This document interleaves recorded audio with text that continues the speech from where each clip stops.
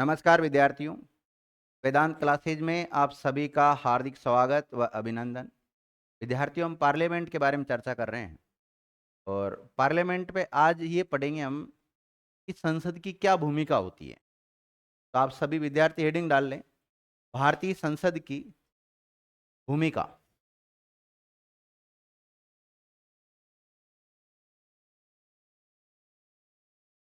भारतीय संसद की भूमिका।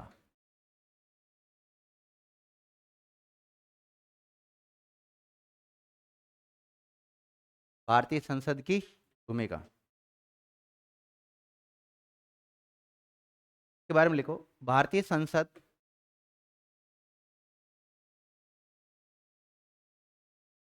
की बहुक्रियात्मक भूमिका होती है।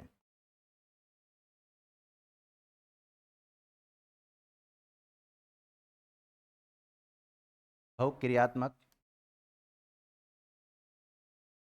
भूमिका होती है। बहुक्रियात्मक भूमिका होती है।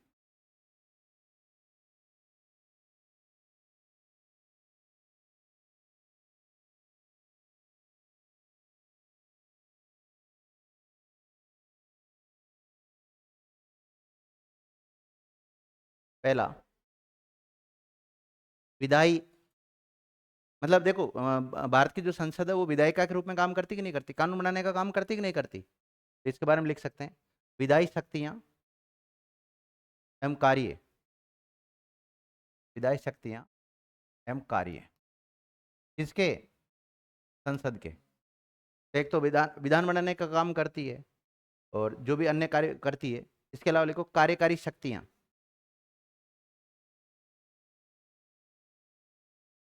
कार्यकारी शक्ति होती है इसके पास।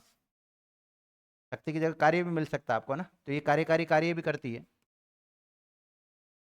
इसके अलावा हाँ, विधिक शक्तियां। हाँ, विधिक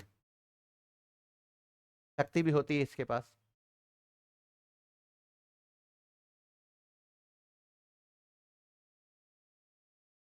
इसके अलावा संसद के पास वित्तीय शक्तियां भी होती है।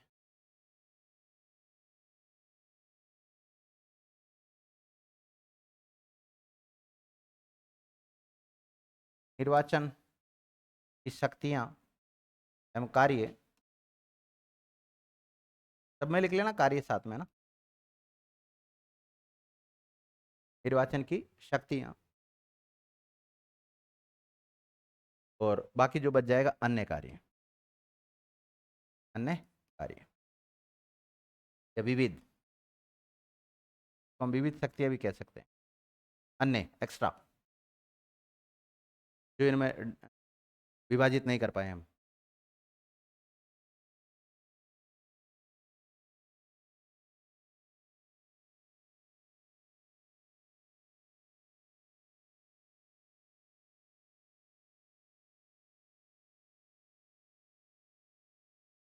लिख लिया विद्यार्थी। तो भारतीय संसद की जो भूमिका है वो कई आयामों में हम देख सकते हैं। कई आयाम से यह तात्पर्य है कि भारतीय संसद के पास जैसे विधायी शक्तियां होती है, उसके अलावा कार्यकारी शक्तियां इसके पास है, सांविधिक शक्तियां भी इसके पास होती है और वित्तीय शक्तियां इसके पास होती है। इसके अलावा मतलब जो कुछ कानून होते हैं उनके तहत इसके पास शक्तियां प्राप्त है। वित्तीय हो गया, निर्वाचन से संबंधित शक्तियां भी इसके पास होती है। तो बहुत सारी शक्तियां हैं। क्योंकि संसद टॉपिक आपने पढ़ा है, संसद में देखा होगा कौन सा आर्टिकल क्या पावर इसको देता है। उसके अलावा व्यवहारिक ज्ञान में भी हमने देखा है संसद, जब इतने सारे चैप्टर इतने सारे पेज आपने भरे हैं तो कुछ तो सीखा होगा इसमें। ठीक है, अब देखिएगा विद्यार्थियों, हम एक एक कार्य एक एक शक्ति को देखते हैं इसकी। सबसे पहले आप हेडिंग डालो, संसद की विधायी शक्तियां। कौन सी, विधायी का मतलब होता है कानून बनाने से रिलेटेड, है ना।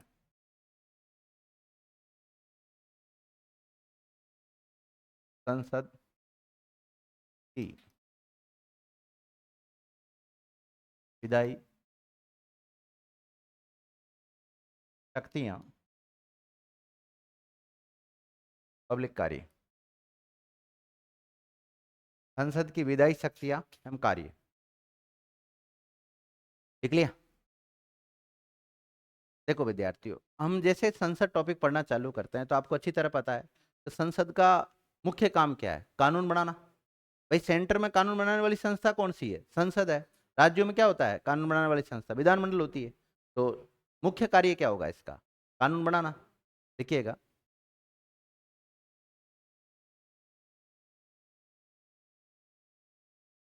संसद का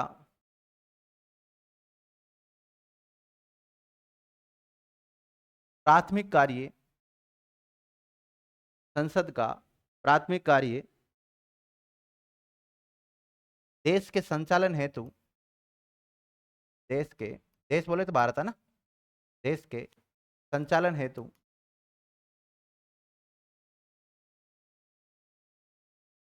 विधियां, ब्रैकेट में कानून, एक्ट, अधिनियम बनाना होता है।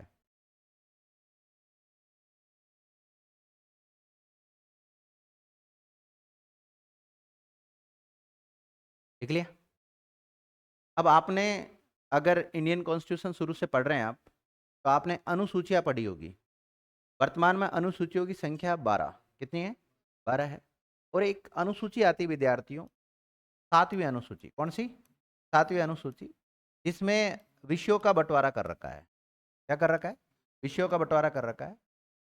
कुछ विषय ऐसे हैं जिनमें कानून बनाने का जो पावर दे रखा है वो संसद को, अर्थात केंद्र को दे रखा है। और उन विषयों को कहते हैं हम संघ सूची के विषय। क्या कहते हैं? संघ सूची के विषय कहते हैं। कुछ विषय ऐसे हैं जिन पर राज्य कानून बनाता है, अर्थात राज्यों में जो विधानमंडल होता है वो कानून बनाते हैं। उन्हें हम बोलते हैं राज्य सूची के विषय। क्या बोलते हैं? राज्य सूची के विषय कहते हैं। और इसी प्रकार कुछ मामले ऐसे हैं, कुछ विषय ऐसे हैं जिसमें केंद्र भी कानून बना सकता है और राज्य भी कानून बना सकता है। यानी कि पार्लियामेंट भी कानून बना सकता है और विधानमंडल भी कानून बना सकता है। उन मामलों को हम कहते हैं समवर्ती सूची। क्या बोलते हैं? समवर्ती सूची। और समवर्ती सूची पर यदि पार्लियामेंट यानी कि संसद ने कानून बनाया या राज्य के विधानमंडल ने बनाया, दोनों का ही लागू होता है। लेकिन दोनों में यदि टकराव हो जाता है, मतभेद हो जाता है, तो ऐसी स्थिति में वो किसका वैलिड होता है? हाँ? राष्ट्रपति नहीं, पी का मतलब ये पार्लियामेंट है। आप सामान्य पी का मतलब क्या समझते हैं? प्रेसिडेंट समझते हैं, राष्ट्रपति समझते हैं, लेकिन ये पी का मतलब मैंने पार्लियामेंट से लिया है। ठीक है ना? मैं लिख ही देता हूँ भाई संसद। ठीक है। तो संसद का मान्य होगा। किसका मान्य होगा? और ऐसे मामले जो, जिस समय हमारा कानून ये संविधान बना था, उस समय ना तो समवर्ती सूची में शामिल किया, ना ही राज्य सूची में, ना संघ सूची में। तो उन विषयों को कहते हैं हम अवशिष्ट सूची के विषय। क्या कहते हैं? अवशिष्ट। क्या बोलते हैं उनको? अवशिष्ट सूची के विषय कहते हैं। और इन पर कानून बनाने का अधिकार मुख्य रूप से राष्ट्रपति को होता है। और राष्ट्रपति बोले तो संसद को होता है। किसको होता है? संसद को होता है, ध्यान रखना। तो अवशिष्ट सूची के मामलों पर भी कानून कौन बनाती है? संसद बनाती है। देखिएगा, ये प्रश्न आईएएस जैसे एग्जाम में पूछा गया है, क्योंकि 1935 का जो भारत शासन अधिनियम है उसमें पहली बार विषयों के बंटवारे के लेकर प्रावधान किया गया था।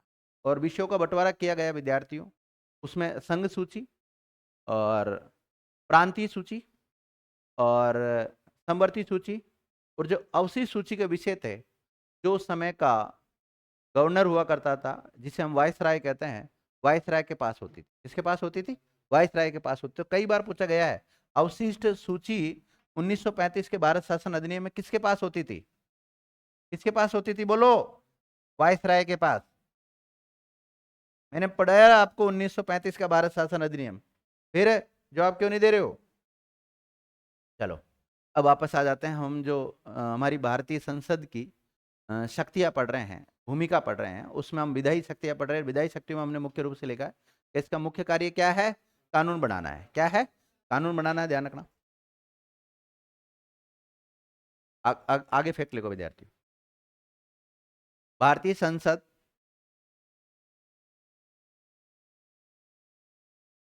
भारतीय संसद मुख्य रूप से संघ सूची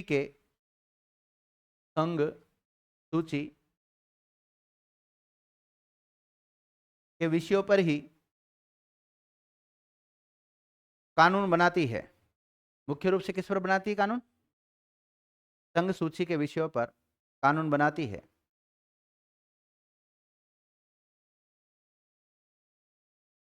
लिख लिया? नोट।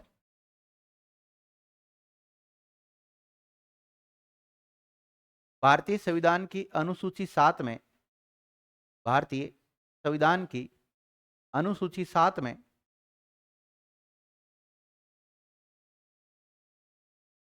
इन विषयों का विभाजन किया गया है या इन विषयों का वर्गीकरण किया गया है।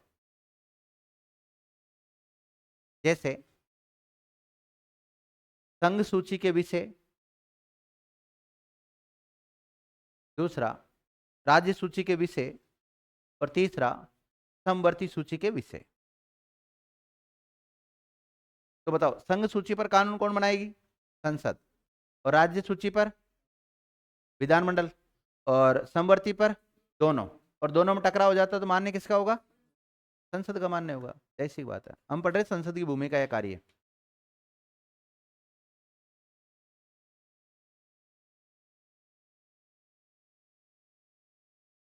देखिएगा, संसद के द्वारा समवर्ती सूची, संसद के द्वारा समवर्ती सूची के विषयों पर भी कानून बनाया जा सकता है।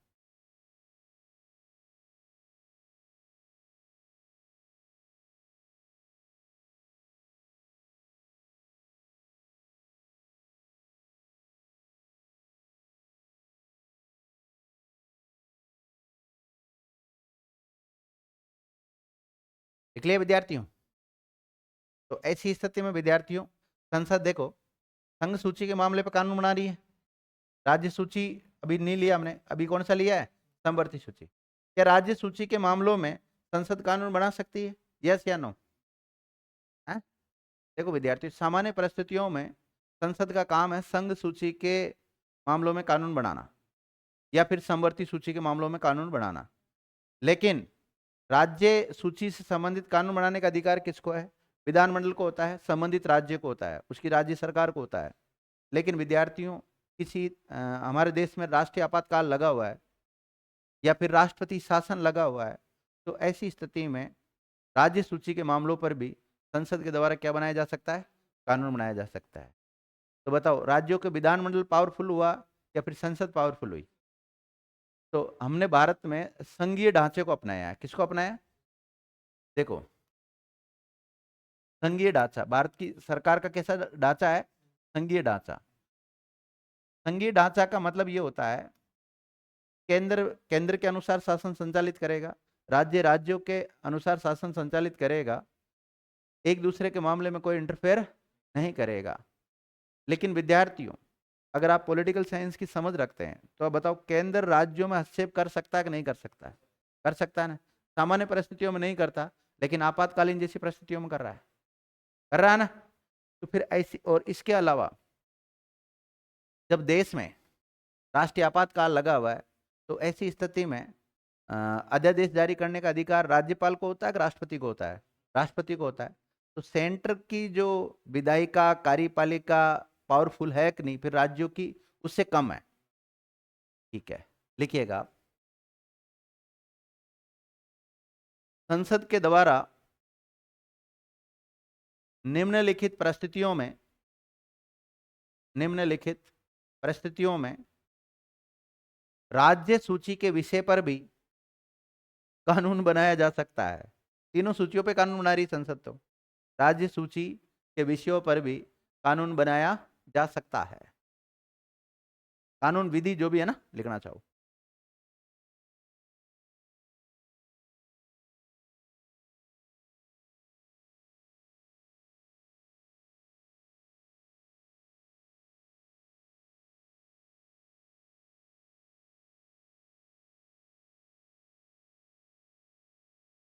देखो विद्यार्थियों, संसद में 2 सदन है। कितने सदन है?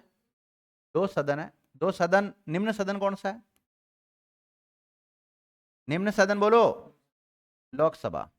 और उच्च सदन, उच्च सदन है विद्यार्थियों राज्यसभा। ये 2 सदन है, ध्यान रखना। इसे हम जनता का सदन कहते हैं और इसे वरिष्ठों का सदन कहते हैं, इसे युवाओं का सदन भी कहते हैं हम, ठीक है। लेकिन संसद का एक और अभिन्न अंग होता है, वो होता है राष्ट्रपति। कौन होता है? राष्ट्रपति। क्योंकि राष्ट्रपति अभिन्न अंग इसलिए माना गया है क्योंकि दोनों सदनों के द्वारा अगर कोई बिल पारित कर दिया जाता है, जब तक राष्ट्रपति उस पर अपनी स्वीकृति नहीं देता, जब तक वो कानूनी नहीं बन सकता, ठीक है ना। तो एक दूसरे से मतलब लिंक है। जहां आपको लगता है कि ये व्यक्ति ज्यादा पावरफुल है, लेकिन व्यवहार में ऐसा नहीं होता है। व्यवहार में आपने देखा होगा, नहीं, संवैधानिक दृष्टि से देखें तो पावरफुल मैन है राष्ट्रपति। भारत का फर्स्ट नागरिक कौन है? राष्ट्रपति। लेकिन आपको पता है ये केवल एक औपचारिक प्रमुख होता है। क्या होता है?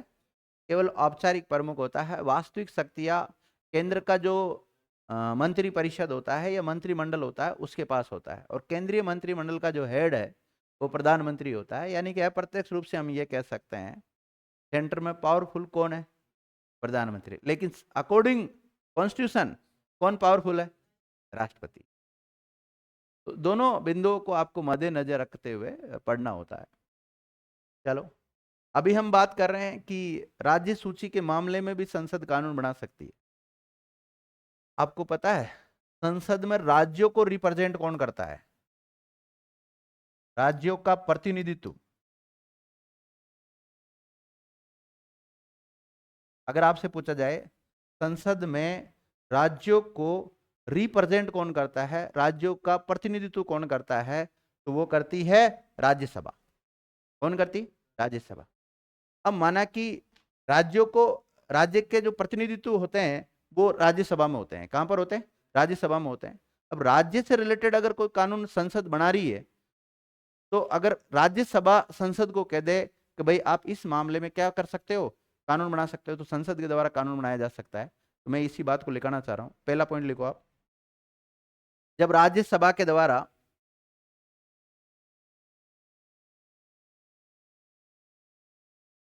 जब राज्यसभा के द्वारा किसी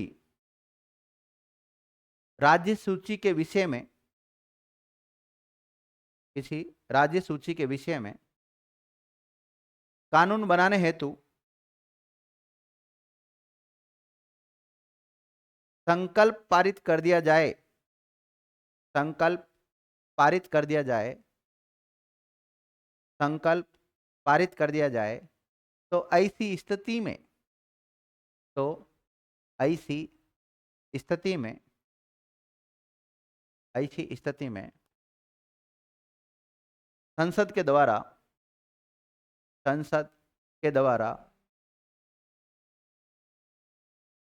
संसद के द्वारा राज्य सूची के विषय पर भी कानून बनाया जा सकता है। आपने लिखा ना निम्नलिखित परिस्थितियों में राज्य सूची के विषय पर कानून बनाया जा सकता है। तो ऐसी स्थिति में संसद राज्य सूची के विषय पर कानून बना सकती है।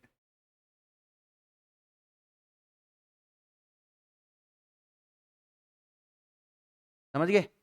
तो पहला देखो, आपने लिखा है कि संसद की विधायी शक्तियां पढ़ रहे हैं। आप क्या पढ़ रहे हैं? संसद की विधायी शक्तियां पढ़ रहे हैं। विधायी शक्तियों से मतलब संसद के द्वारा जो कानून बनाए जाते हैं, जो विधि बनाई जाती है, जो एक्ट बनाए जाते हैं, जो अधिनियम बनाए जाते हैं, उसके बारे में पढ़ रहे हैं। अब संसद मुख्य रूप से कौन से मामलों पर कानून बनाने का काम करता है? जो ऐसे मामले, ऐसे विषय जिनको संघ सूची में लिस्टेड कर रखा है। इसमें संघ सूची में लिस्टेड कर रखा है। और संघ सूची, राज्य सूची, समवर्ती सूची, इनका उल्लेख कहां पर मिलता है? अनुसूची 7 में मिलता है। तो संघ सूची के मामलों पर तो कानून बनाने का अधिकार किसको? संसद को है। राज्यों को, विधानमंडल को नहीं है। राज्यों को, विधानमंडल को नहीं होगा ना। चलो, समवर्ती सूची पर आपको पता है राज्य भी कानून बना सकता है, संसद भी कानून बना सकती है, और दोनों में टकराव हो जाता है तो मान्य किसका होता है?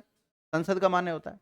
अब राज्य सूची के विषय तो राज्य के पास होने चाहिए ना, लेकिन यहां पर होते राज्य के पास ही है। लेकिन कुछ ऐसी परिस्थितियां घटित हो जाती है कि कई बार संसद भी राज्य सूची के मामलों पर कानून बना सकती है। उसमें से एक परिस्थिति मैंने आपको बता दी कि यदि राज्यसभा ऐसा संकल्प पारित कर दे कि राज्य सूची के विषय पर कानून कौन बनाए? संसद बनाए, तो संसद के द्वारा क्या बनाया जा सकता है? कानून बनाया जा सकता है। दूसरा, दूसरी स्थिति लिखो, कब बना सकती। अब देखो, अभी वर्तमान में हम देखें तो भारत में कितने राज्य हैं जिनमें विधानमंडल है? कितने राज्य हैं जिनमें विधानमंडल है? भाई, राज्यों में कानून बनाने वाली संस्था क्या है? विधानमंडल। और इस विधानमंडल में देखो, एक तो विधानसभा होती है, जिस प्रकार सेंटर में लोकसभा होती है उस प्रकार राज्यों में क्या होती है? विधानसभा।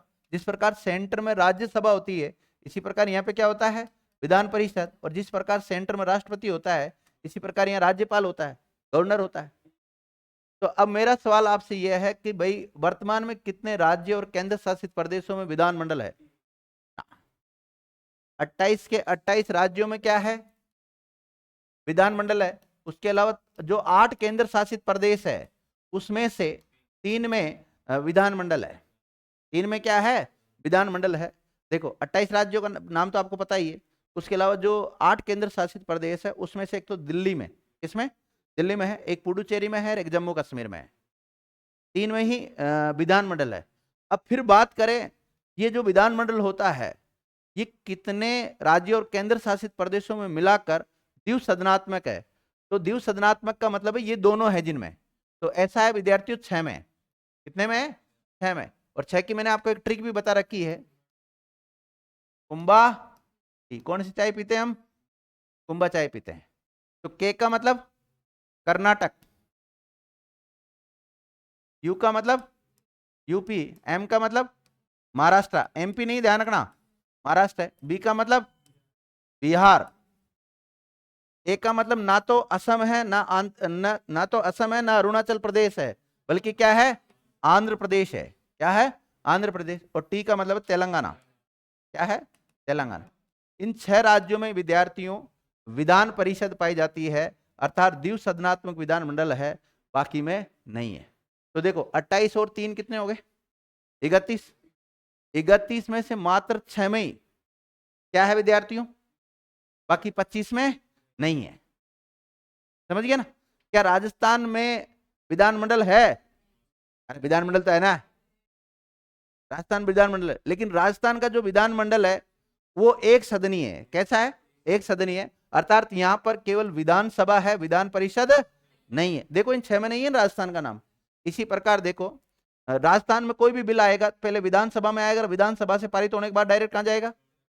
लेकिन ये 6 राज्य, माना कि हम कर्नाटक को ले लेते हैं, कर्नाटक में कोई बिल विधानसभा में लेकर आए तो विधानसभा से पारित होने के बाद विधान परिषद, और फिर विधान परिषद से पारित होने के बाद कहां जाता है? गवर्नर के पास जाता है। ठीक है ना? क्या लिखा है? मतलब एक ही पॉइंट लिखा था आपने अभी तक, है ना? देखो, सेकंड पॉइंट हम ये लिखना चाह रहे हैं कि राज्य सूची का कोई मामला है और उसमें 2 राज्य मिलकर, कितने? 2 या 2 से अधिक राज्य आपस में मिलकर, या 2 या 2 से अधिक केंद्र शासित मिलकर, जिनका खुद का विधानमंडल है, वही तो बोलेंगे।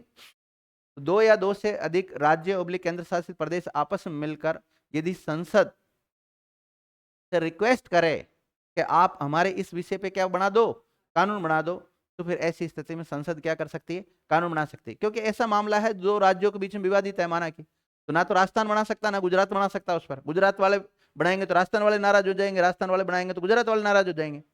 ठीक है, तो दोनों का मिला के अगर कोई ऐसा मामला आ जाता है तो ऐसी स्थिति में संसद कानून बना सकती है। दूसरा पॉइंट लिखें आप,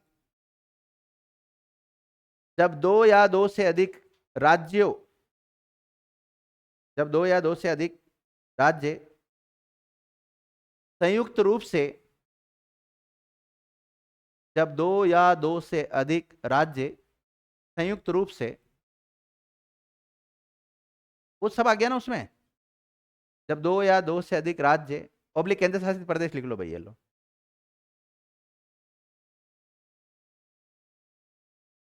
संयुक्त रूप से संसद से अनुरोध करे, संसद से अनुरोध करे, तो ऐसी स्थिति में संसद कानून बना सकती है।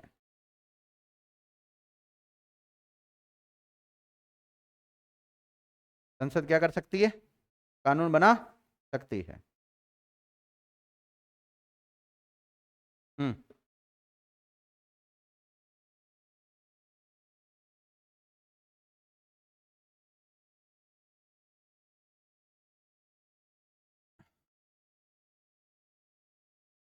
लिख लिया?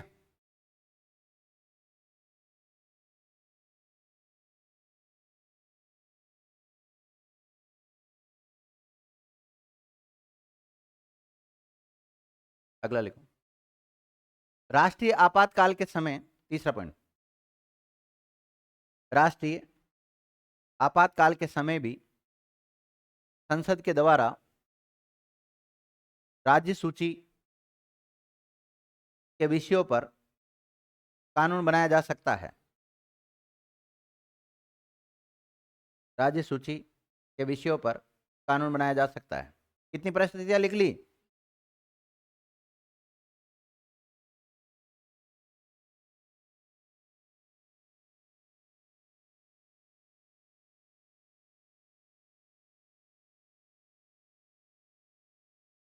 लिख लिया? फिनिश कर दो उसको। अब देखिएगा, अगर हम बात करें जैसे माना कि हमारी सीमा, राजस्थान की सीमा की बात करें या फिर भारत की सीमा की बात करें, तो भारत की सीमा कौन कौन से देशों के साथ लगती है? इसलिए सीमा की बात कर लो आप तो। पाकिस्तान के साथ लगती है, चाइना के साथ लगती है, म्यांमार के साथ लगती है, और भूटान के साथ लगती है, नेपाल के साथ लगती है, और बांग्लादेश के साथ लगती है। अब विद्यार्थियों, माना कि कोई क्षेत्र भारत में आता है, किस में आता है? भारत में आता है। तो अगर आप भारत का मैप देखते हैं तो पश्चिमी बंगाल किसके टच में है? बांग्लादेश के टच में है कि नहीं? अब पश्चिमी बंगाल का कोई हिस्सा अगर हम बांग्लादेश को दे देते हैं, किसको दे देते हैं? या बांग्लादेश का कोई हिस्सा हम भारत में मिला देते हैं, तो वो तो पश्चिम बंगाल में मिलेगा, उसके सीमावर्ती तो किससे मिलेगा? जैसे हम राजस्थान से रिलेटेड बात कर लेते हैं। राजस्थान में जैसलमेर है, कौन सा है? जैसलमेर। जैसलमेर के बिल्कुल टच में पाकिस्तान है। तो जैसलमेर का कुछ पार्ट यदि हम पाकिस्तान को दे देते हैं, या पाकिस्तान का कुछ पार्ट यदि जैसलमेर में मिला देते हैं, तो इससे रिलेटेड जो कानून बनाएगा वो राज्य का विधानमंडल कानून नहीं बनाएगा, संसद के द्वारा कानून बनाया जाएगा। क्योंकि आपको पता है, जब भाग 1 पढ़ा होगा आपने, तो भाग 1 में बिल्कुल लिखा हुआ है कि हम हमारे जो राज्य या देश की जो सीमा है, अगर उसमें कोई परिवर्तन करते हैं तो वो अधिकार किसको? संसद को, राज्यों को, विधानमंडल को नहीं है। लिखिएगा, अगला पॉइंट लिखो। जब अंतरराष्ट्रीय संधि, जब इंटरनेशनल ट्रीटी, अंतरराष्ट्रीय संधि ऑब्लिक समझौता, समझौते के तहत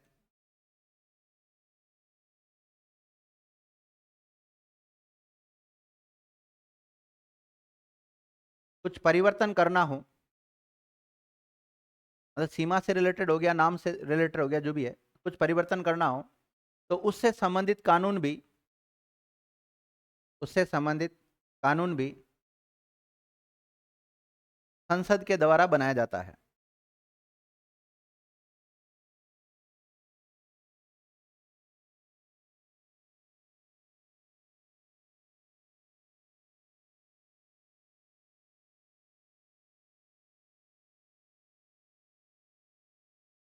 लिख लिया विद्यार्थियों?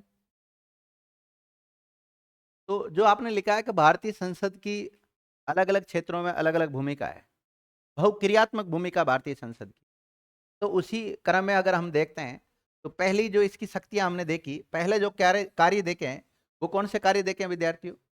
विधायी शक्तियां, विधायी कार्य देख लिया हमने। और मुख्य रूप से काम क्या है इसका? कानून बनाना ही तो है। और कब कौन सी परिस्थितियों में कानून बनाता है, बनाती है, उसके बारे में मैंने आपको लिखा दिया है। ठीक है।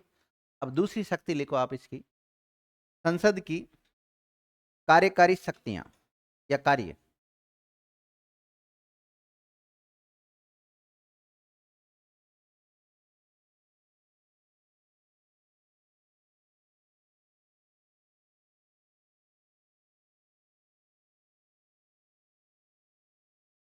संसद की कार्यकारी शक्तियां पब्लिक कार्य।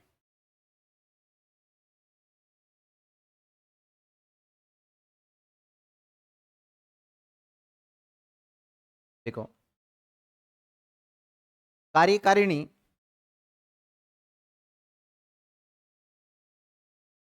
कार्य कारिणी अपनी नीति और कार्यों के लिए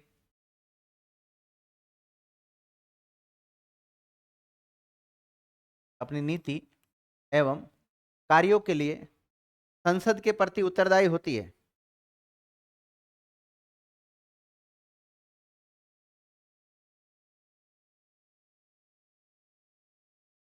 किसके प्रति उत्तरदायी होती है विद्यार्थियों?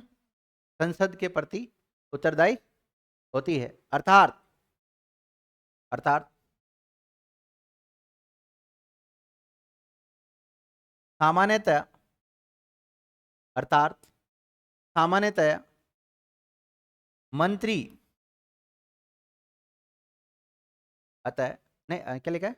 अर्थात सामान्यतः मंत्री सामूहिक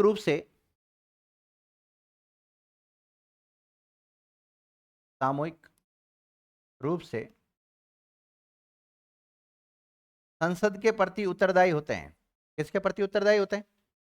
संसद के प्रति उत्तरदायी होते हैं।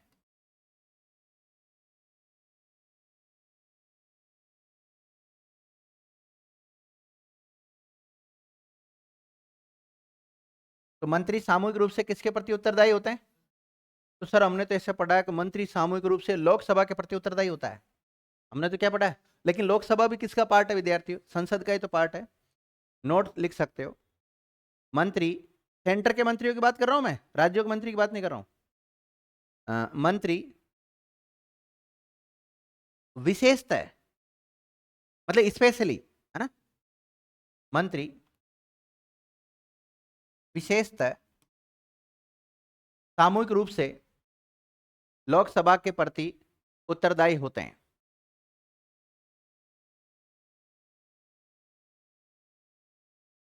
सामूहिक रूप से किसके प्रति उत्तरदायी होते हैं मंत्री? लोकसभा के प्रति उत्तरदायी होते हैं।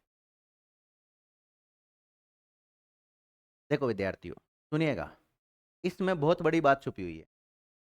कई बार ये क्वेश्चन एग्जाम में पूछा जा चुका है और इस लाइन से आपका क्वेश्चन गलत भी हो सकता है, क्योंकि मैंने थोड़ी विरोधाभास वाली लाइन लिखवा दी आपको। कैसे? आपसे कभी एग्जाम में पूछा जाए कि सेंटर का जो कैबिनेट मंत्रालय होता है पूरा, यानी कि जो भी मंत्री होते हैं वो सारे मंत्री हम सामूहिक रूप से, व्यक्तिगत रूप से नहीं, सामूहिक रूप से किसके प्रति उत्तरदायी होते हैं? तो आपको जवाब देना संसद के प्रति। किसके प्रति? संसद विकल्प में ना हो तो क्या बताओगे? लोकसभा। और सर ऐसा विकल्प आ जाए जिसमें लोकसभा भी हो और संसद भी हो, तो फिर हम किसको मानेंगे? आप कह रहे सर हम संसद को माने। गलत। रुको, एक एग्जाम्पल देता हूं बहुत छोटा सा। मुझे बताओ बणी ठणी कहाँ की प्रसिद्ध है? कहाँ की प्रसिद्ध है? बनी ठणी किशनगढ़ की प्रसिद्ध है। अब विकल्प में किशनगढ़ ना हो और अजमेर हो तो, और अजमेर भी आ जाए और किशनगढ़ भी आ जाए, तो बताओ प्रथम वरीयता किसको दोगे? किशनगढ़ को देंगे। इसी प्रकार जो मंत्री होते हैं ये सामूहिक रूप से उत्तरदायी संसद के प्रति भी होते हैं और लोकसभा के प्रति भी होते हैं, और दोनों आ जाते हैं तो प्रथम वरीयता किसको देंगे? निकल गया ना अपना आप ही आंसर। तो लिखो संसद ऑब्लिक लोकसभा दोनों आने पर प्रथम वरीयता लोकसभा को देंगे। संसद ऑब्लिक लोकसभा आने पर प्रथम वरीयता लोकसभा को देंगे। लगे हाथ यहीं बता देता हूं। देखिए जितने भी केंद्र में मंत्री होते हैं वो सामूहिक रूप से लोकसभा के प्रति उत्तरदायी होते हैं। लोकसभा विकल्प में ना हो तो संसद के प्रति उत्तरदायी होते हैं, और दोनों हो तो लोकसभा के प्रति उत्तरदायी होते हैं। लेकिन व्यक्तिगत रूप से किससे? व्यक्तिगत रूप से किसके प्रति उत्तरदायी होते हैं? तो राष्ट्रपति के प्रति। नोट, मंत्री केंद्र के बता रहा हूं, मंत्री व्यक्तिगत रूप से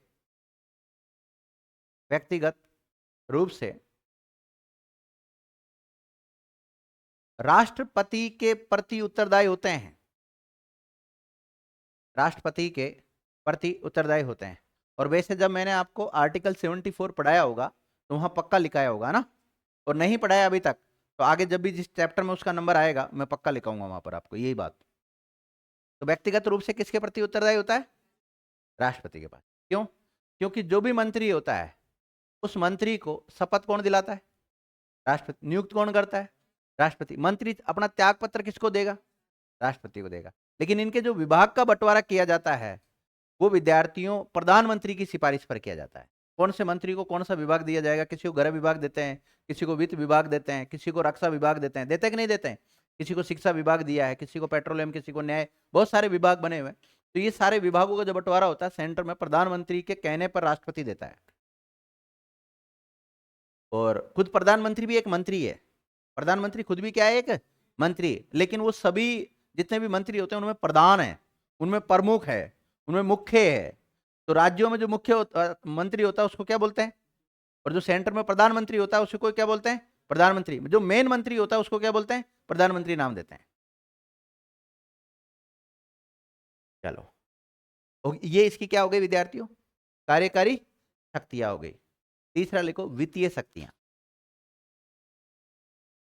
वहां क्रम आगे पीछे हो सकता है, जहां पे आपको लिस्ट लिखवाई थी ना अभी, कोई दिक्कत नहीं। क्रम से क्या फर्क पड़ रहा है?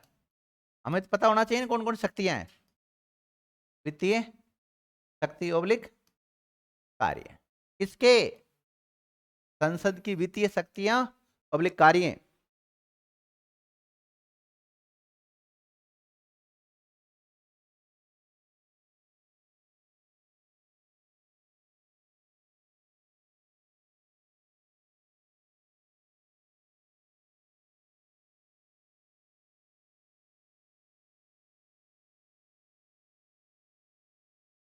अब देखो विद्यार्थियों, हम संसद पढ़ रहे हैं। क्या पढ़ रहे हैं? संसद पढ़ रहे हैं। संसद का काम, संसद को हम कहते हैं केंद्र का विधानमंडल। संसद को क्या कहते हैं? केंद्र का विधानमंडल। और राज्यों का विधानमंडल क्या होता है? जो आप पढ़ते हैं समाज, जैसे हमारे राजस्थान में विधानसभा और राज्यपाल मिलकर बनता है। इसी प्रकार सेंटर में एक कार्यपालिका होती है। एक मिनट, सेंटर का अगर लोकतंत्र की बात करूं मैं, इसका सेंटर का लोकतंत्र की बात करूं तो सेंटर के लोकतंत्र में संसद आती है। क्या आती? इसके अलावा एक स्तंभ इसका कार्य मतलब राष्ट्रपति होता है। क्या होता है?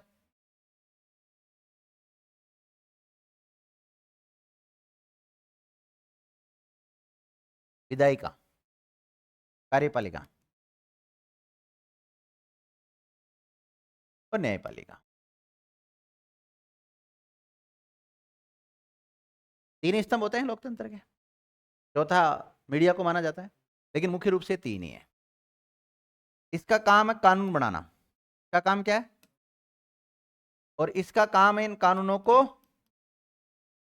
लागू करना। मुख्य रूप से बता, मतलब मोटा मोटा बता रहा हूं, ऐसे तो फिर देखो बहुत सारे काम होते हैं, अपने आप में बहुत बड़े बड़े चैप्टर है ये। और न्यायपालिका का काम है जांच करना। न्यायपालिका का काम क्या है? जांच करना होता है। कानून बनाने से मतलब है कि यहां पर जो केंद्र में जो कानून बनाने वाली संस्था है वो कौन सी है? संसद है। इसी प्रकार जो राज्यों में कानून बनाने वाली संस्था है, राज्यों का जो विधायिका है वो है विद्यार्थियों विधानमंडल। वो क्या होता है? विधानमंडल होता है। राज्य के पास भी है विधायी शक्तियां। ओके। राज्य में भी कार्यपालिका होती है। राज्य में भी क्या होती है? कार्यपालिका होती है। राज्य में भी न्यायपालिका होती है। राज्य में भी क्या होती है? न्यायपालिका होती है। आपको पता है राज्य की सर्वश्रेष्ठ न्यायपालिका कौन सी है? हाईकोर्ट। कौन सी है? हाईकोर्ट। और कार्यपालिका की प्रमुख हेड होता है कौन? राज्यपाल, राज्यों में। और ये विधानमंडल तो ही है। और विधानमंडल किसी में तो दो सदनात्मक है, किसी में एक सदनात्मक है। विधानमंडल का विधानसभा और विधान परिषद और गवर्नर इसका अभिन्न अंग होता है। इसी प्रकार सेंटर में जो विधायिका है वो क्या है? संसद। और संसद में भी तीन पार्ट आते हैं। तीन कौन कौन सा? लोकसभा, राज्यसभा और राष्ट्रपति इसका अभिन्न अंग होता है। इस कार्यपालिका का हेड देखे तो यहाँ पर राष्ट्रपति होता है। यहाँ पर कौन होता है? राष्ट्रपति होता है विद्यार्थी। न्यायपालिका का हेड देखे तो यहाँ पे सुप्रीम कोर्ट है। कौन है? और सुप्रीम कोर्ट है। और भारत में तो आपको पता है इस प्रकार की न्यायपालिका पाई जाती है। सुप्रीम कोर्ट, फिर राज्यों में क्या होता है? हाई कोर्ट, और फिर उसके नीचे कौन आते हैं? डिस्ट्रिक्ट कोर्ट आते हैं। ध्यान रखना, आते कि नहीं आते? वर्तमान में कितने हाई कोर्ट है? 25 है। और सुप्रीम कोर्ट कितना है? एक ही सुप्रीम कोर्ट। अब सामान्यतः कई बार जैसे हम कोई भी केस लड़ते हैं, माना कि हम डिस्ट्रिक्ट कोर्ट में केस लड़ रहे हैं और यहाँ से हार गए या जीत गए, आगे अपील करने की आवश्यकता है तो कहाँ करेंगे हम? High court. और हाई कोर्ट में भी हार गए जीत गए तो आगे अपील कहाँ करेंगे? Supreme court. और सुप्रीम कोर्ट के बाद में कहाँ जाएंगे? International court. घर बैठ जाओ वापिस। घर नहीं बैठते, राष्ट्रपति के पास जाओ, राष्ट्रपति के पास दया याचिका लगाओ और राष्ट्रपति हो सके आपको माफ कर दे या फिर अगले को सजा दे दे, जो भी है। राष्ट्रपति सुप्रीम कोर्ट के फैसले को भी बदल सकता है। अब देखो, विधायिका का काम क्या? कानून बनाना। इसके द्वारा जो कानून बनाए गए उनको लागू करने का काम कौन करती है? कार्यपालिका। अर्थात ये दोनों एक दूसरे से लिंक है कि नहीं है? विधायिका और कार्यपालिका एक दूसरे के ऊपर निर्भर है, लेकिन न्यायपालिका स्वतंत्र है। न्यायपालिका को कैसे रखा गया? स्वतंत्र रखा गया विद्यार्थियों। अब मैं ज्यादा टिप्पणी नहीं कर सकता इसके ऊपर, कुछ मर्यादा है। आपको पता है सुप्रीम कोर्ट और हाई कोर्ट को अवमानना करने पर दंड देने का अधिकार है। हम किसी भी निर्णय के बारे में, इनकी छवि के बारे में कुछ भी नहीं बोल सकते हैं। अगर आप बोलोगे और ये बात अगर कोर्ट तक चली गई तो आपके खिलाफ एक्शन लिया जा सकता है। मैंने बताया था ना बीच में आपको एक बार कि एक भारत के बहुत बड़े कोचिंग संस्थान के मालिक है, उन्होंने डिस्ट्रिक्ट कलेक्टर जो होता है, क्योंकि वो आईएएस की तैयारी कराते हैं, डिस्ट्रिक्ट कलेक्टर और एक डीजे डिस्ट्रिक्ट जज, डिस्ट्रिक्ट लेवल का जो मेन हेड होता है वो कौन होता है? डिस्ट्रिक्ट जज होता है, ध्यान रखना। जिला न्याय जिला एवं सत्र जो न्यायालय होता है उसका हेड होता है वो। तो उन्होंने कुछ व्यंग्यात्मक शैली में कुछ टिप्पणी कर दी थी, तो उनके खिलाफ किसी अधिवक्ता के द्वारा मुकदमा भी दर्ज कराया गया और कोर्ट ने, वो व्यक्ति उपस्थित नहीं हुआ कोर्ट में, तो कोर्ट ने कहा पहली बात तो कोर्ट का अवमानना किया आपने, और जब कोर्ट आपको बुला रही तो कोर्ट में आ और नहीं रहे हो, तो कहा कि अब आपके खिलाफ क्या लिया जाएगा? एक्शन लिया जाएगा। जिसने हजारों की संख्या में आईएएस बना दी अब तक, उस व्यक्ति के खिलाफ एक्शन लेने की बात हो रही है। तो इसलिए भाई कभी भी देखो, न्यायपालिका स्वतंत्र है। न्यायपालिका की छवि को आप चाहे हंसी के रूप में क्लास में बच्चों को समझाने के लिए कभी आप नहीं बोल सकते हो। अगर आप बोलोगे तो आपको भुगतना पड़ेगा। इसलिए होता है ना, अपने जो शब्द होते हैं ना उनको बड़ा मर्यादित रखो। कई बार हम व्यंग्यात्मक शैली में बच्चों को समझाने के लिए, इंटरेस्ट जगाने के लिए, अभी एक कोचिंग संस्थान का मामला भी आया, एक महिला कांस्टेबल ने किसी जाति विशेष को लेकर टिप्पणी कर दी, करी कि नहीं करी? तो वहां पर भी गड़बड़ हो गया। क्या होता है, चक्कर ये पड़ता है कि ये जहां पर मैं खड़ा हूं, यहाँ सामने क्या भीड़ होती है, और भीड़ होती है तो जैसे हम टीचर्स हैं तो हम तो हजारों घंटे पढ़ा चुके हैं, तो हमें तो पता है कौन से शब्दों का प्रयोग करना है। लेकिन एक जिसने कम पढ़ाया हो या जिसको ज्यादा एक्सपीरियंस नहीं होता, तो वो तो इसने भीड़ को देखकर कुछ भी बोल सकता है। कई बार आपने देखा होगा, कई नेता जैसे यूनिवर्सिटी कॉलेज के जो नेता होते हैं, ये अपने पीछे उस भीड़ को देखकर उग्र हो जाते हैं, पुलिस से भिड़ जाते हैं, प्रशासन से भिड़ जाते हैं, लेकिन उसका परिणाम बुरा निकलता है। ध्यान रखना, उस भीड़ को देखकर कभी भी आक्रोशित नहीं होना है। आपका काम होना चाहिए कि भीड़ आपका कहना माने। एक अच्छा नेता किसको कहते हैं? भीड़ आपका कहना मानना चाहिए। जो भी जनता है वो आपको सुननी चाहिए, और जनता की समस्या आप आगे रखो, प्रशासन के सम्मुख रखो, जो भी आपकी मांगे उनको रखो, लेकिन कभी भी आप प्रशासन से ज्यादा मत उलझो, क्योंकि प्रशासन किसी सरकार का नहीं होता है। जैसे माना कि सामान्यतः हम बात करें, कभी जैसे राजस्थान में कांग्रेस की सरकार हुआ करती थी, तो अशोक गहलोत जी जब आते थे तो उनका कितना सम्मान होता था, कितने सारे उनके आगे पीछे एसपी कलेक्टर घूमते थे, कितने सारे प्रशासनिक अधिकारी घूमते थे। लेकिन आज जैसे उनकी सत्ता नहीं है, तो कलेक्टर छोड़ के डीवाईएसपी भी उनके एस्कॉर्ट नहीं करता है। ज्यादा कोई एएसआई रैंक का अधिकारी या जो भी जिस रैंक का अधिकारी होता है, वो मतलब उनके सामान्य 10-15 जने उनकी सुरक्षा करते हैं आज जब भी अगर आते हैं। वो भी इसलिए क्योंकि पूर्व मुख्यमंत्री, इसलिए। ठीक है, इसी प्रकार अभी जैसे भजनलाल जी है, तो भजनलाल जी को पहले कोई भी नहीं पूछता था, नहीं पूछता, लेकिन आज उनके पास पद आ गया तो सारे लोग अपना आप, कितने सारे आईएएस, कितने सारे आईपीएस आगे पीछे घूमते हैं, sir sir sir sir sir यूं कर लो। तो नेता चाहे कोई अनपढ़ है, ज्यादा लिखा पढ़ा लिखा नहीं, लेकिन अगर उसके पास वो कुर्सी है, जो मेन कुर्सी है, आपको पता राज्यों का सबसे राजनीतिक प्रमुख कौन होता है? सीएम ही होता है। अब सीएम चाहे जो कर सकता है, तो उसके पीछे तो आईएएस घूमेंगे ही, ध्यान रखना। इसी प्रकार प्रधानमंत्री तो बहुत बड़ी बात है, ऐसे मुख्यमंत्री हर राज्यों में है। अब मुख्यमंत्री इतना पावरफुल होता है तो प्रधानमंत्री कितना पावरफुल होता होगा, तो बताओ आप। चलो, आपको मैं पढ़ाना चाह रहा था वित्तीय शक्तियां। क्या पढ़ाना चाह रहा था? वित्तीय शक्तियां। तो कहने का मतलब यह है कि कार्यपालिका को पैसों की अगर आवश्यकता पड़े, कार्यपालिका को किसकी आवश्यकता पड़े, पैसों की आवश्यकता पड़े, और पैसे चाहिए इनको संचित निधि से। किससे चाहिए? अब संचित निधि से पैसे निकालने के लिए, संचित निधि से पैसे निकालने के लिए संसद की अनुमति होती है, और संसद बोले तो केंद्र की विधायिका की। तो केंद्र की विधायिका परमिशन देगी तो ही इनको पैसा मिलेगा, नहीं तो बेटर रहो, कुछ भी नहीं कर सकते नहीं ये लोग। केवल कानून बनाने वाली बात नहीं है, ऐसे बहुत सारे मुद्दे अगर क्योंकि यहाँ वित्त से रिलेटेड हम ले रहे हैं, पैसे से रिलेटेड ले रहे हैं, तो अगर इनको कुछ खर्च करना हो, कुछ लागू करना हो, कुछ टैक्स लगाना हो या टैक्स हटाना हो या वसूलना करना हो, हाँ इन्होंने कानून बना दिया कि भाई अब आप वसूलो, तब तो आप वसूल सकते हो। लेकिन इन्होंने कानून बनाया नहीं बनाया तो आप टैक्स ना तो बढ़ा सकते हो, ना घटा सकते हो, ना ले सकते हो। तो सारा अधिकार किसको है? संसद को। लेकिन संसद कानून बना दे रही, ये उसको वसूल नहीं करे तो भी दिक्कत हो जाएगी ना। तो एक दूसरे के ऊपर निर्भर है कि नहीं ये लोग। चलो लिखो इसके बारे में। संसद की सहमति के बिना, एक मिनट, यहां संसद का मतलब है केंद्र की विधायिका। संसद का मतलब क्या है? केंद्र की विधायिका, क्योंकि मैंने आपको 3 स्तंभों के रूप में समझाया है, केंद्रीय विधायिका, कार्यपालिका और न्यायपालिका। और विधायिका भी 2 हिस्सों में होती है, केंद्र में अलग होती है, राज्यों में अलग होती है। केंद्र की विधायिका को हम संसद कहते हैं, और राज्यों की विधायिका को क्या कहते हैं? केंद्र का विधानमंडल क्या है? संसद। और राज्यों का विधानमंडल तो ये राज्य विधानमंडल होता ही है। ठीक है, क्या लिखा आपने? संसद की सहमति के बिना कार्यपालिका, कार्यपालिका किसी भी कर, ब्रैकेट में टैक्स,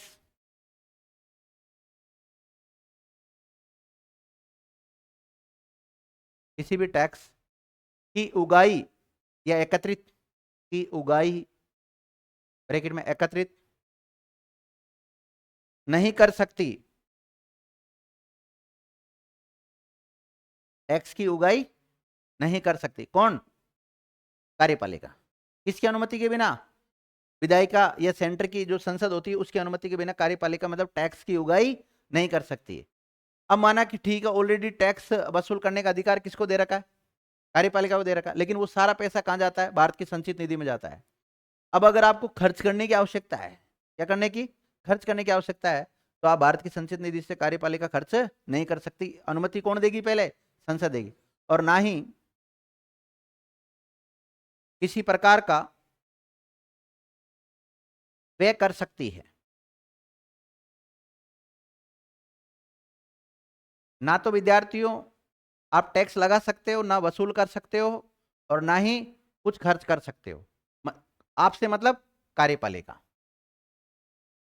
तो बताओ संसद पावरफुल हुई कि नहीं हुई? इसके अलावा जैसे माना कि आप एक वार्षिक वित्तीय विवरण लाना चाहते हो, क्या आने वाले समय में हमें इतने पैसों की आवश्यकता है, आने वाले समय में हमें इतने पैसों की आवश्यकता है, तो उसके लिए प्रतिवर्ष बजट लाया जाता है। वार्षिक वित्तीय विवरण बोले तो बजट। और सेंटर का जो वार्षिक वित्तीय विवरण है उसका उल्लेख मिलता है आर्टिकल 112 में। किसमें मिलता है? आर्टिकल 112 में। तो बजट को डायरेक्ट कार्यपालिका के द्वारा लागू किया जा सकता है क्या?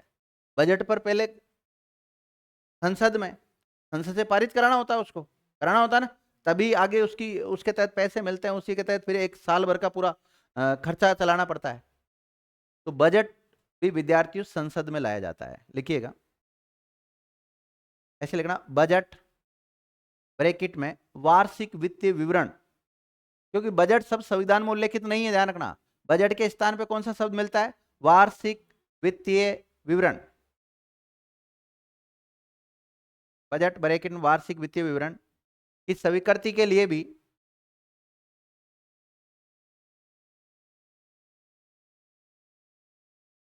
संसद की स्वीकृति जरूरी होती है।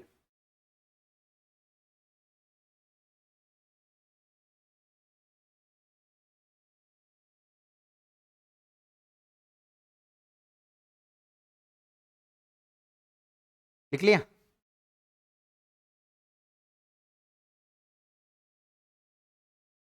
कितने पॉइंट हो गए? 2 1 3 हो गए?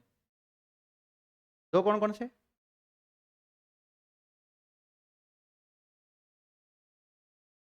अरे कितनी प्रकार की शक्ति होगी ये पूछ रहा हूँ। हाँ तो 2 कैसे बोल रहे हो फिर? अच्छा नहीं नहीं, अगली शक्तियां लिखो विद्यार्थियों। हाँ, विधिक शक्तियां, यस। संवैधानिक शक्तियां भी बोल सकते हैं आप।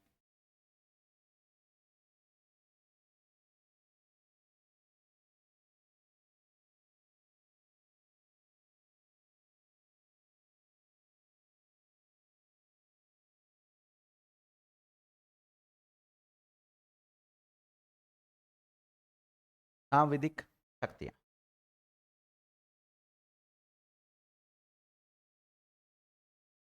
देखो विद्यार्थियों, यहाँ सांविधिक शक्तियों से मतलब क्या लिया गया है कि हमारा जो संविधान है, क्या है, हमारा जो संविधान है, क्या इसमें संशोधन किया जा सकता है?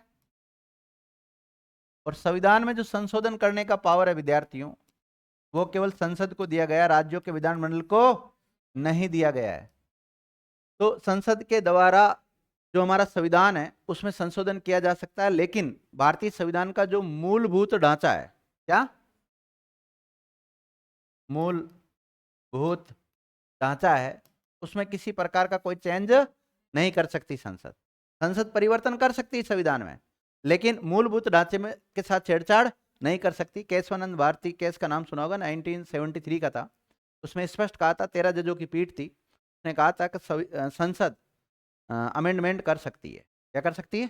अमेंडमेंट कर सकती है, संशोधन कर सकती है, लेकिन संविधान के मूलभूत ढांचे के साथ छेड़छाड़ नहीं कर सकती, उसमें संशोधन नहीं किया जाएगा। तो फिर संसद ने कहा हमें बता दो कौन सा मूलभूत ढांचा है संविधान का, तो हम उसके साथ छेड़छाड़ ना करें। कि समय समय पर सुप्रीम कोर्ट के द्वारा बता दिया जाएगा कि संविधान का कौन सा मूल ढांचा है।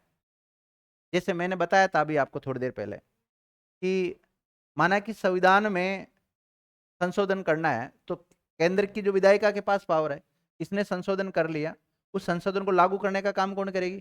कार्यपालिका। अब न्यायपालिका उसकी क्या करेगी? जांच करेगी। तो कई बार न्यायपालिका कहती है कि आपने इस संविधान के मूलभूत ढांचे के साथ छेड़छाड़ कर दिया। तो ऐसी स्थिति में कोर्ट के द्वारा, विधायिका के द्वारा जो संशोधन किया गया था उसको बदला जा सकता है, उसको निरस्त किया जा सकता है, उसको शून्य किया जा सकता है, उसमें संशोधन भी किया जा सकता है मूलभूत ढांचे की बात को लेकर। लिखे, कुछ लिखा है कि इसमें आपने? लिखो, संसद में संविधान संशोधन की शक्तियां होती है, संविधान संशोधन की शक्तियां होती है।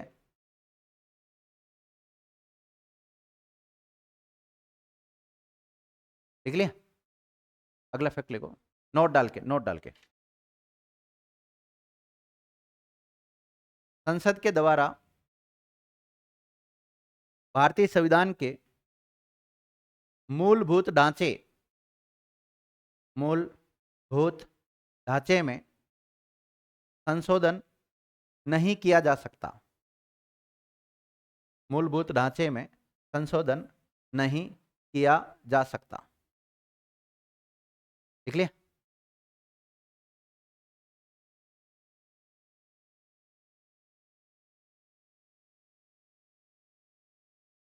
संविधान के मूलभूत ढांचे में संशोधन नहीं किया जा सकता। संविधान का मूलभूत ढांचा है उसको रेखांकित कर लो। अब देखो, संविधान का मूलभूत ढांचा का निर्धारण कौन करेगा? न्यायपालिका के द्वारा। ऐसे लिख लो। लिखिएगा, संविधान के मूलभूत ढांचे का, ये संविधान के मूलभूत ढांचे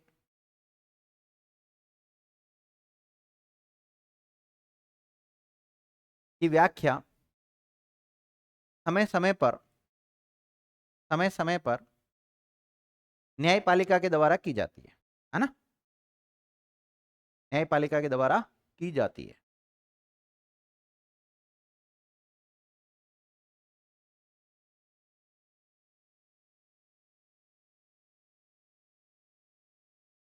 आई तो को नहीं फिक्स पतो क्या होता है मूलभूत ढांचा, समय समय पर कोर्ट बताएगा हमें। जैसे माना कि एक बार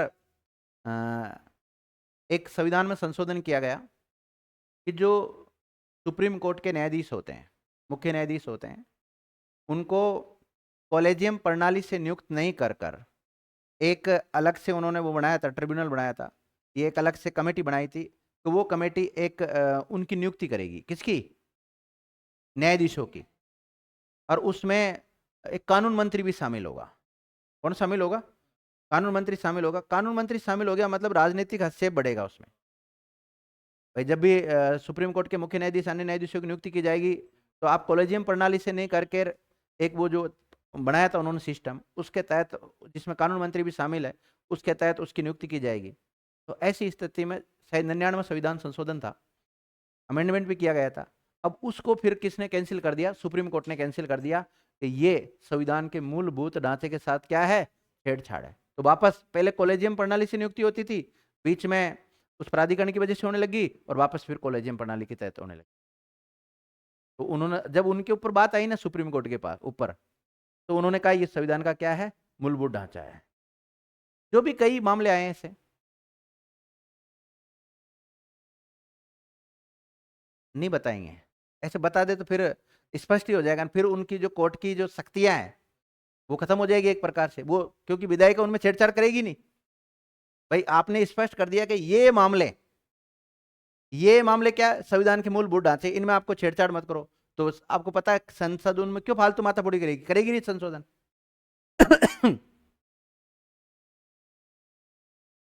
सब संशय बना के रखते हैं। अब ये डरे रहेंगे ना सब आपस में एक दूसरे से, क्योंकि इसने कानून बना दिया और न्यायपालिका माना कि थोड़ा सा सक्रिय रहती है, तो फिर ऐसी स्थिति में इनके द्वारा जो भी कानून बनाए गए उनको फेल कर देगी, वो लागू नहीं होने देगी। इसके अलावा देखो, आपने देखा होगा, मैं सामान्यतः व्यवहार में बात कर रहा हूँ, कानून की दृष्टि से बात नहीं कर रहा हूँ। सेंटर की विधायिका क्या है? संसद। और संसद का मतलब है जिनका लोकसभा में बहुमत होता है, उनकी सरकार बनती है। यानी कि तो लोकसभा में भी बहुमत किसका है? एनडीए का, यानी कि बीजेपी का। किसका है विद्यार्थियों? बीजेपी का है। अब बीजेपी का ही प्रधानमंत्री बनेगा, बनेगा कि नहीं बनेगा? और कार्यपालिका का प्रमुख होता है राष्ट्रपति। जिनका बहुमत है उन्हीं के व्यक्तियों के द्वारा क्या बनाया जाएगा? राष्ट्रपति बनाया जाएगा। और राष्ट्रपति के द्वारा ही सुप्रीम कोर्ट के मुख्य न्यायाधीश की नियुक्ति की जाती है। सुप्रीम कोर्ट के मुख्य न्यायाधीश की नियुक्ति कौन करता है? राष्ट्रपति का। अब कहीं न कहीं जो न्यायपालिका का हेड होता है, सुप्रीम कोर्ट का हेड होता है, ऐसा लोगों का आरोप है, विपक्ष वाले मतलब आरोप प्रत्यारोप लगाते हैं कि भाई इसमें ये तो सरकार का ही आदमी होता है। किसका आदमी होता है? लेकिन अकॉर्डिंग कॉन्स्टिट्यूशन हम देखें तो ये पूरा डिपार्टमेंट क्या अपने आप में एक स्वतंत्र बॉडी है, पूरा निष्पक्ष ये जांच करता है। लेकिन कहीं कहीं अगर हम व्यवहार में देखते हैं तो ऐसा होता है। देखो अपवाद सब जगह मिलते हैं, तो अपवाद स्वरूप ऐसा हो सकता है विपक्ष वालों के जो आरोप लगाया जाता है उसमें कहीं छोटी मोटी सच्चाई हो सकती है। समझ गए इस बात को आप? चलो आगे बढ़ते हैं, हमने क्या लिखा था, आप तो बोलो कंटिन्यू।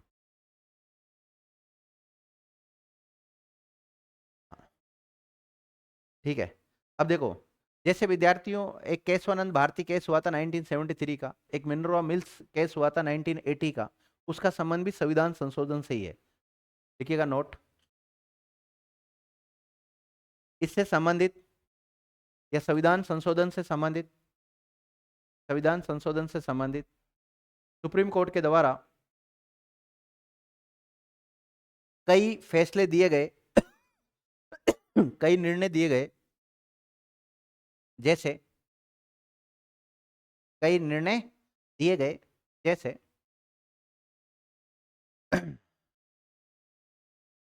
जैसे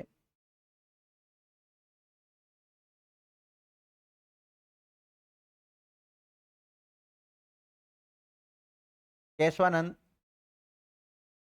भारती बनाम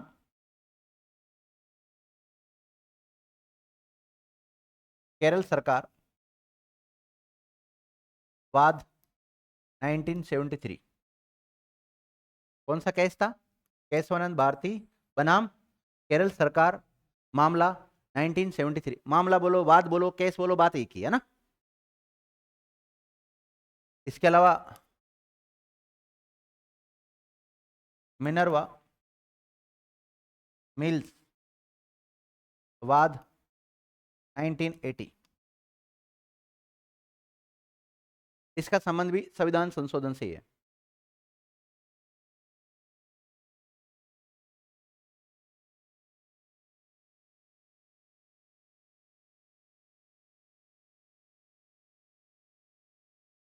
लिख लिया?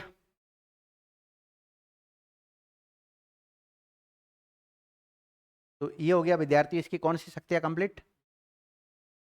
सांविधिक, सांविधिक, सांविधिक है भाई। तो कौन कौन सी शक्तियां पढ़ ली आपने अभी तक? देखो 4 शक्तियां पढ़ ली।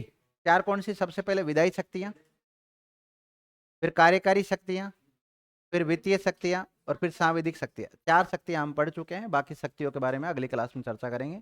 धन्यवाद विद्यार्थियों।